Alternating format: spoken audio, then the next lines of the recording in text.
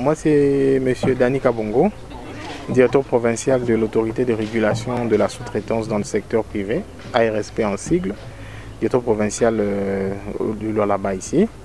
Voilà, nous sommes donc l'autorité de régulation qui est chargée du contrôle de la sous-traitance, de s'assurer que la sous-traitance œuvre selon les prescrits de la loi et selon ce que l'État voudrait bien que les choses puissent se passer. Les avantages qu'il y a à être affilié à l'ARSP, j'aimerais d'abord, avant de répondre à la question, expliquer d'abord qu'est-ce que l'ARSP, l'autorité de régulation de la sous-traitance dans le secteur privé.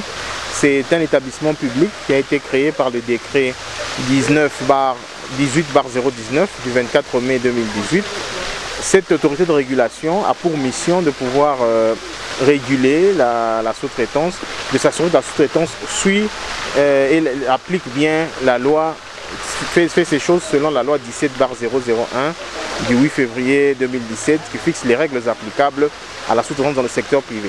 Alors, les avantages qu'il y a à pouvoir s'affilier ou à pouvoir être enregistré à l'ARSP, c'est d'abord de 1, le fait que la loi elle-même dit que pour être éligible à la sous-traitance en République démocratique du Congo, il faut être enregistré à l'ARSP.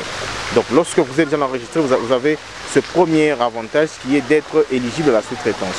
Deuxièmement, tous les avantages que l'ARSP peut bien donner, ce sont les avantages que elle-même la loi offre aux sous-traitants. Alors quels sont les avantages que la loi offre aux sous-traitants?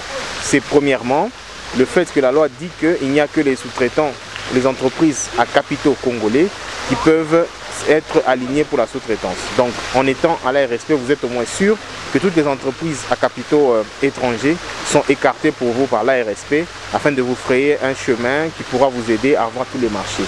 Deuxièmement, en étant contractant, enregistré à l'ARSP, vous avez la possibilité de pouvoir bénéficier d'un appui financier du fonds d'entrepreneuriat de garantie d'entrepreneuriat du Congo, le FOGEC. Vous avez cette garantie-là, que vous serez accompagné et que vous n'aurez plus pas de problème de financement dans le futur. Ensuite, en étant l'ARSP, vous êtes sûr de pouvoir participer à tous les programmes de renforcement des capacités qui sont prévus par l'ARSP afin de vous permettre d'avoir un niveau requis par toutes les entreprises principales afin de pouvoir bien œuvrer et bien faire toutes vos activités dans la sous-traitance. Vous avez également comme avantage le fait que l'ARSP contrôle le secteur de la sous-traitance. Et une fois que l'ARSP se rend compte qu'il y a une entreprise à capitaux étrangers qui a un marché, l'ARSP déclarera par exemple que ce contrat-là est nul de plein droit et qu'il faut relancer l'offre et vous avez la possibilité de pouvoir avoir cette offre.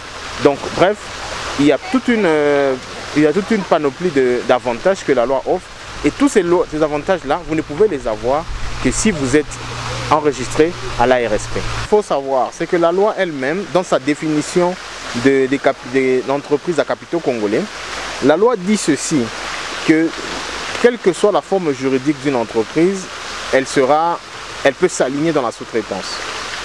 Ce qui fait que même pour celui qui a une entreprise qui est personne physique, c'est-à-dire communément appelé les établissements, il peut aussi s'aligner.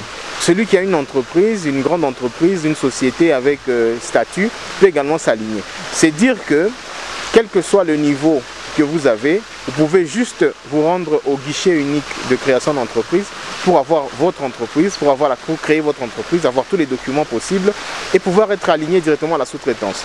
Donc la loi voudrait bien que du plus bas niveau jusqu'au plus haut niveau possible, que tout le monde puisse adhérer à la sous-traitance afin de pouvoir participer à cette classe moyenne que l'ARSP a pour mission de créer.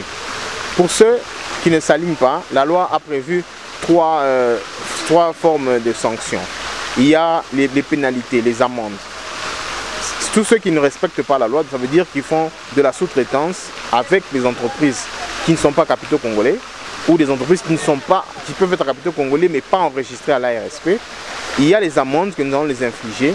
Il y a même par exemple une amende qui est de 150 millions de francs congolais, qui est pratiquement l'équivalent de 75 000 $ au taux d'aujourd'hui, contre chaque contrat.